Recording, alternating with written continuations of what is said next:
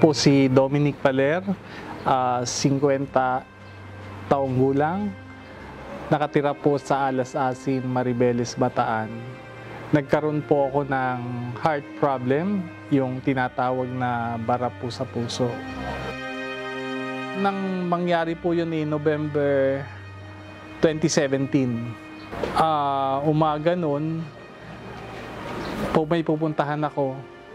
Ngayon, hindi na, akala ko ordinary lang, walang hangin sa loob ng bahay. Electric fan, aircon, wala pa ring hangin. Akala ko kung ano lang nararamdaman ko. Tapos ayun, inaatake na pala noon, ganun daw. Hindi ko naman pinapansin yung heart problem na yon. Na-diagnose lang ng ospital nung undergo kami sa check-up sa mga kumpanya, ganon. Nadala na ako sa doktor Umaga, at the same time, dinala na ako ng mag-aalas 10 sa heart center. Kalapit bahay ko lang kasi naagapan. So, proseso sa aking ginawa ay inadmit, tapos pinirepair for surgery. Awa naman ng Diyos, natapos yung surgery at the same day. Tapos nadala na ako sa ward. Nag-undergo ako ng stent, ganon, sa puso. Naggagamot ako hanggang sa, 2018, 19. Tapos nangyari nung tumatawid ako sa Quezon City sa overpass na nanghina ako. Noon. Nanghina, tapos hindi ako makatayo, makalakad, gano'n. Napaupo ako sa tawiran noon. After noon, umuwi ako noon dito sa probinsya. Nagpa-check up, gano'n. At doon ko na-found out na meron palang bara, bago na naman. Akala ko pagka nagkaroon ka ng heart problem, yung ganon sa bara sa ugat, at nag-stent na-undergo ka with the stent, wala na yon, hindi na ulit yun kasi okay na lahat Tapos may pagkakataong nangyari uli yun.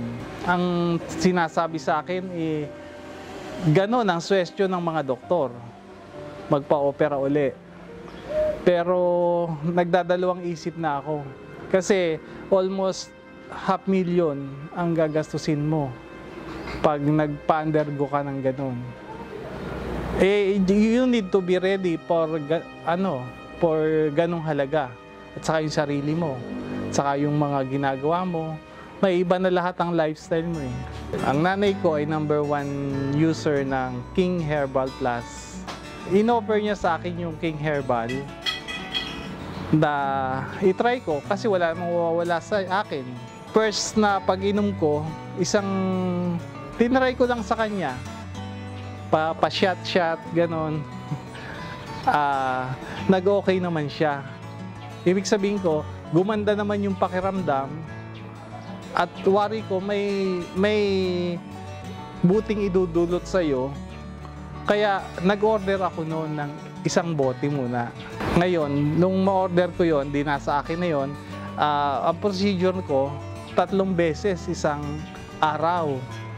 Kasi kung sa iba, isang beses lang, isang shot Ang ginawa ko, 3 beses. Actually, may bara pa rin.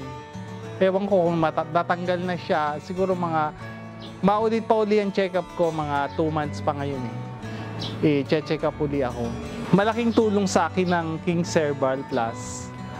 At nakakatulong siya sa akin sa pang-araw-araw na trabaho ko.